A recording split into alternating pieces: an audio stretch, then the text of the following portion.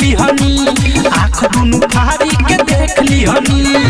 आग बुतहिले दाग वाला गल सखी हो में कैंसर देखा हमारा सोया के कंडेंसर बासोलेंसर लेखा हमारा सोया के कंडेंसर बासोलेंसर लेखा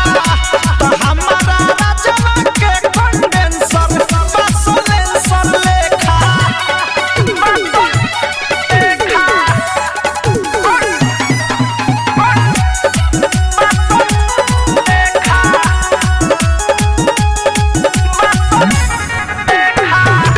कोरा में धके उतर लागे लकूद के थुथुन से थुथुन सटा के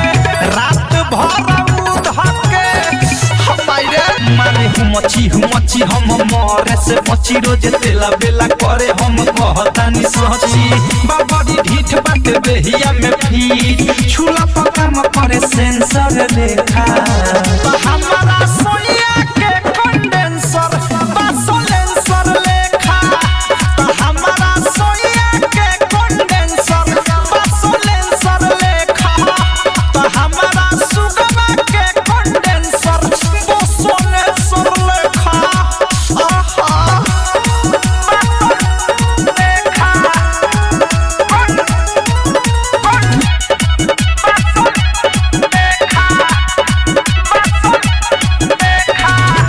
मारे लमुआ ना लागा के भर पूता नरम देहिया हमर जरल गरम सूता का करी रे मोर चढ़ली जवनिया के भोज करेला सखिए कही गो काम रोज रोज करेला राइटर थार प्रेमिया अधेस हो हब